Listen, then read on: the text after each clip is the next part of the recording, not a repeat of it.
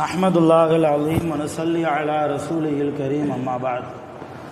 அன்பான பெரியோர்களே, அல்லாஹ்வின் கிருபையால் தராவி தொழுகையை தொழுதுவிட்டு இன்று ஓதப்பட்ட வசனங்கள் குறித்து சிந்திப்பதற்காக, பேசுவதற்காக, கேட்பதற்காக நாம் எல்லாம் விட்டிருக்கிறோம்.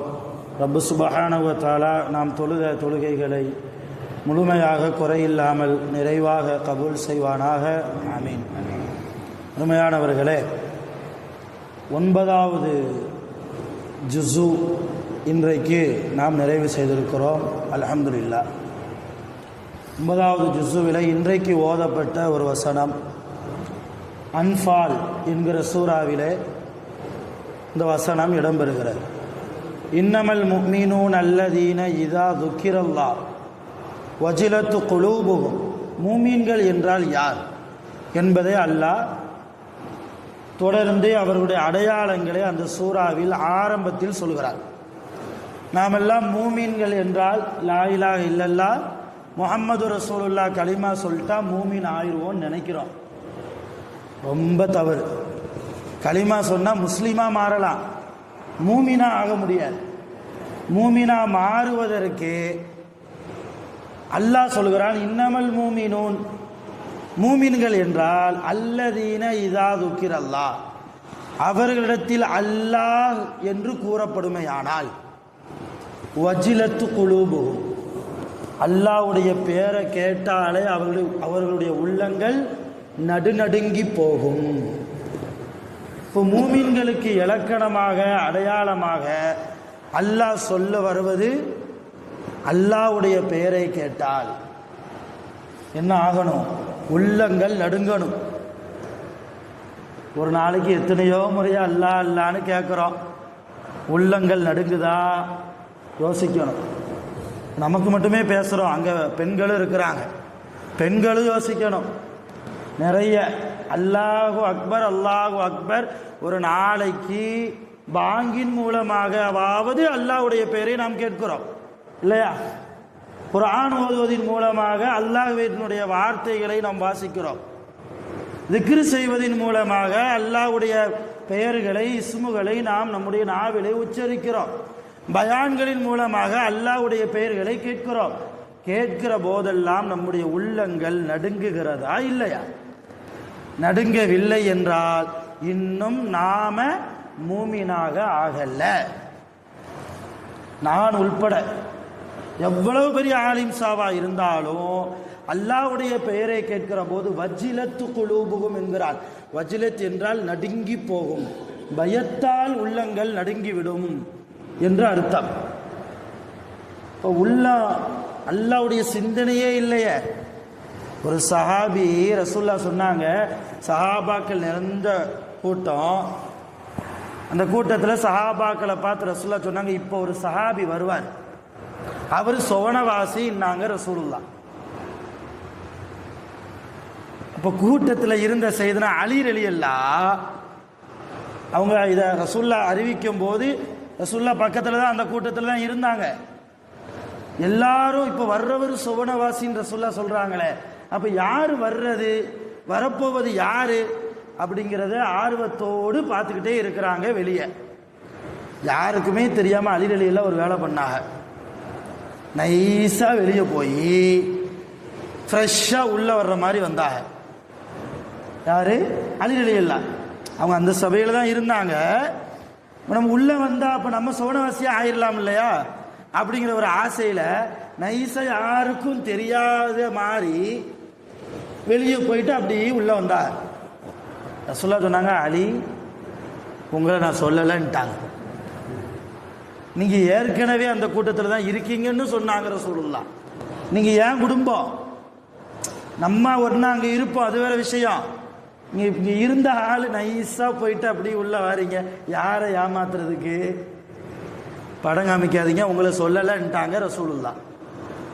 எல்லாரும் ஆர்வத்தோட பார்த்தா ஒரு சஹாபி வர்றார், அருமையான சஹாபி. அநேகமா நான் பயான் இந்த சம்பவம்லாம் ப்ரிப்பேர் ஆகிலாம் வரல, இப்போ பேசும்போது இந்த சம்பவம் ஞாபகத்துக்கு வருது, அதனால சொல்கிறேன். சாயது என்று அவருடைய பேர் இருக்கும். சாயது சரியா தெரியல, என் ஞாபகத்தில் இருக்கிறது சாத். அந்த சாதுங்கிற சஹாபி வந்தாங்க. சஹாபாக்கள்லாம் ஆச்சரியத்தோடு பார்த்தாங்க. சாத் ரலியல்லாஹ் மிக அற்புதமான சஹாபி. இந்த சாத் ரலியல்லாஹ்வுடைய வஃபாத்துக்கு தான் அல்லாஹ்வுடைய அரிசி நடுங்கியது. இந்த சாத் ரலியல்லாஹ்வுடைய ஜனாசாவில் கலந்துக்கிறதுக்கு நிறைய மலக்குமார்கள் வந்தார்கள். சாத் ரலியல்லாஹ்வுடைய ஜனாசாவை குளிப்பாட்டுகிற போது சஹாபாக்கள் சொல்லுவாங்க, நாங்கள் சாத் ரலியல்லாஹ்வுடைய ஜனாசாவை குளிப்பாட்டும் போது கையை இப்படி தூக்கணும்னு நினைப்போம், அதுவாகவே தூக்கும். இந்த உடம்பை அப்படி தூக்கி கீழே தண்ணியை ஊற்றணும்னு நினைப்போம், அதுவாகவே என்ன செய்யும், அந்த உடம்பு தன்னாலேயே அப்படி பரண்டு படுக்கும். ரசூல்லா சொன்னாங்க, அதுவாலாம் தூக்கலை, மலக்குமார்கள் குளிப்பாட்டினார்கள். அப்படி பெரிய மிகப்பெரிய ஒரு அந்தஸ்தை பெற்ற சாத் ரலியல்லாஹ். அந்த சாத் ரலியல்லாஹ்வை அந்த சபையில் வச்சேன். ரசூல்லா பக்கத்தில் கூப்பிட்டு கேட்டாங்களா, யா சாத், நான் உன்ட்ட ஒன்று கேட்கவா, எனக்கு தருவியான்னு கேட்டாங்க. சாத் ரலியல்லாஹ் துடிச்சிட்டாங்க. என்ன யார ரசூலல்லாஹ், ஃபிதாக்க அபீவ உம்மி யார ரசூலல்லாஹ், என் தாய் தகப்பன் எல்லாமே உங்களுக்கு அர்ப்பணமாகட்டும், நீங்கள் கேட்ட என் உயிரையே கொடுப்பேனே, ஏன்ட்ட போய் அதை கேட்குறேன் தருவியான்னு கேட்குறீங்களே, என்ன வேணும் உங்களுக்கு சொல்லுங்க. ஒன்றும் இல்லை, உன் கல்புல எனக்கு இடம் வேணும்னு கேட்டாங்க ரசூலுல்லாஹ். உன் உள்ளத்தில் எனக்கு கொஞ்சம் இடம் வேணும். சாத் ரலியல்லாஹ் அழுதுட்டாங்க. யா ரசூலல்லாஹ், அழுதுட்டே சொன்னாங்க, யா ரசூலல்லாஹ், லா, என் உள்ளத்தில் உங்களுக்கு இடம் இல்லை, என் உள்ளத்தில் உங்களுக்கு இடம் இல்லை. ஏன் தெரியுமா, என் உள்ளம் முழுக்க நீங்கள் அல்லாஹ்வை நிரப்பி விட்டீர்கள். என் உள்ளம் முழுக்க யார் தான் இருக்கிறார், அல்லாஹ் தான் குடிகொண்டு இருக்கிறான். உங்களுக்கு இடம் இல்லையே, நீங்கள் எதை கேட்டு வேண்டால், நீங்கள் எதை கேட்டாலும் நான் கொடுத்திருப்பேன், ஏன் என் உயிரை கேட்டாலும் கூட கொடுத்திருப்பேன். என் உள்ளம் முழுக்க இப்போ என் ரப்பு தானே இருக்கிறான், என் உள்ளத்தில் ரப்பை வச்சதும் நீங்கள் தானே, இல்லையே என்று சொல்லி அழுதார்கள். அழுததற்கு பின்னால் தான் ரசூலுல்லாஹ் சொன்னாங்க, இப்போ தெரியுதா இந்த சஹாபியா எதற்காக சோனவாசி என்று நான் சொன்னேன் என்று சொல்லி சஹாபாக்களுக்கு ரசூலுல்லாஹ் சாத் ரலியல்லாஹ்வை வைத்து ஈமானுடைய தக்வாவுடைய அல்லாஹ்வுடைய பாடத்தை நடத்தினார்கள் என்று நாம் ஹதீஸில் பார்க்குறோம். எதுக்காக சொல்கிறேன்னா, சஹாபாக்கள் அல்லாஹ்வை மட்டும்தான் வணங்கணுங்கிற செய்தியை சொல்லி கொடுத்ததே ரசூலுல்லாஹ் தான், இல்லையா? அது வரைக்கும் சஹாபாக்கள் எப்படி இருந்தாங்க, அறியாமை காலத்தில் வாழ்ந்தாங்க, மனிதர்களாக வாழ்வதற்கு தகுதி இல்லாதவர்களாக வாழ்ந்தாங்க, ரொம்ப மோசமான காட்டு மிராண்டிகளாக வாழ்ந்தாங்க. அந்த மனிதர்களை எல்லாம் புனிதர்களாக பக்குவப்படுத்தியதே முஹம்மது ரசூலுல்லாஹி ஸல்லல்லாஹு அலைஹி வஸல்லம் அவங்க தான். அப்படிப்பட்ட ரசூலுல்லாவுக்கே சாத் ரலியல்லாஹ் என்ன சொல்கிறாங்க, என் உள்ளத்தில் உங்களுக்கு இடம் இல்லை. இடம் இல்லாமல் இருந்திருக்குமா? இது நிறைய விளக்கம், அந்த விளக்கத்துக்குள்ளே நான் போக விரும்பலை. நமக்கு தெரிய வேண்டிய விஷயம், சஹாபாக்கள் அல்லாஹ்வினுடைய விஷயத்தில் தன் உள்ளம் முழுக்க அல்லாஹ்வை வைத்தார்கள். இன்னைக்கு உள்ளத்தில் கொஞ்சக்கான இடத்துல கூட அல்லாஹ் இல்லையே. நம்முடைய உள்ளத்தில் ஒரு சின்ன புள்ளி அளவுக்கு கூட அல்லாஹ் இல்லையே. அல்லாஹ் இருந்தா பொய் பேசுவோமா, புறம் பேசுவோமா? நோன்பு காலத்தில் அல்லாஹ்வை வணங்காமல் அசால்ட்டாக மற்ற மாதத்தில் இருந்தது போன்று இபாதத்தை விட்டும் தூரமாக இருப்போமா? இப்போ மூமீன்களுடைய அடையாளமா அல்லாஹ் அந்த ஆயத்தில் இன்னமல் முஃமினூன அல்லதீன இதா துக்கிரல்லாஹ் வஜிலத்து குலூபுஹும், முதல் அடையாளம் அல்லாஹ் என்று சொல்லப்பட்டா அங்கே உள்ளங்கள் எல்லாம் என்ன ஆகும், நடுநடுங்கு, முதல் அடையாளம். ரெண்டாவது, இதா துலியத்த அலைஹிம் ஆயாத்துகு ஈமானா வஸாதத்துகும் ஈமானா, அல்லாஹ்வுடைய ஆயத்துகள் குர்ஆனை அவர்களுக்கு ஓதி காண்பிக்கப்பட்டால் அவங்கள்ட்ட ஈமான் அதிகமாகும். குர்ஆனை ஓதுனா அல்லது அடுத்தவர் ஓதுவதை கேட்டால் ஈமான் அதிகமாகும். நான் முதல்ல பணி செஞ்ச இடத்துல தராவி தொலை வச்சேன். அப்போ யாசின் சூரா வந்துச்சு. என் பழக்கம் ஒரு ரக்காயத்தில் யாசினை ஃபுல்லாக ஓதி முடிச்சிருவேன். அப்படி ஒரு பழக்கம் இருந்தது. தராவி முடிஞ்சது, ஒரு ரக்காயத்தில் ஒரு சலாம் இல்லை, ஒரு ரக்காயத்தில் யாசின் ஃபுல்லாக முடிச்சிடுறது. கொஞ்சம் ஃப்ரீயாக இருக்கும். அடுத்த ரக்காயத்தில் சின்ன சின்ன ஆயத்துகள் ஓதி நம்ம தொலை வச்சிடலாம். தராவி முடிஞ்சோடனே ஒரு ஹாஜர் வந்தா, என்ன தொலை வைக்கிறீங்க, எவ்வளோ நேரம் நாங்கள் நிற்கிறது? இத்தனைக்கும் அவர் நின்று தொழக்கூடிய ஆள் இல்லை, உட்கார்ந்து தொழக்கூடியவர் தான். நான் தூங்கிட்டேங்கிறார். நீங்கள் ருக்குவுக்கு போனதும் தெரியல, நீங்கள் சஜிதாவுக்கு போனதும் தெரியல, நீங்கள் அடுத்த ரக்காத்துக்கு எந்திரிச்சதும் தெரியல. எல்லாரும் பின்னாடி சலவாத்து ஓதுவாங்க இல்லையா, கலீஃபாக்களுடைய பெயரை சொல்லி ஓதுறோம் இல்லையா, அப்படி சத்தம் போட்டு ஓதும் போது நான் எந்திரிச்சு பார்த்தேங்கிறாரு அவர். இப்போ ஒரு ஆளுடைய குறைய சொல்றதுக்கு வரல. இன்னைக்கு இந்த மாதிரி ஒரு நிலைமை உள்ள நபர்களாகத்தான் கொஞ்சம் தராவில அதிகமாக ஓதிட்டா கால் கடுத்து போயிருதே. தராவில ஓதப்படுவது அல்லாஹ்வுடைய வசனங்கள் தானே. இவ்வளோ ஸ்பீடாக ஓதியே 1 மணி நேரம் 1.5 ஜுஸுக்கு ரொம்ப ஸ்லோவாக ஓதுனோம்னா நானும் பிலால் மட்டும்தான் இருக்கணும்னு நினைக்கிறேன். அந்த அளவு சூழ்நிலை தான் வரும். எல்லா இடங்கள்லையும் அப்படித்தான் கால் வலிக்கும். அப்போ என்ன காரணம்?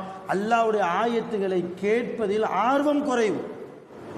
அந்த ஈமான் நமக்கு கொண்டு வரும். இன்னைக்குடைய தராவி சிந்தனை மூமீன்களுடைய அடையாளம். அல்லாஹ் முதலாவது சொன்னது அல்லாஹ்வுடைய வார்த்தையை கேட்டால் உள்ளம் நடுங்க வேண்டும்.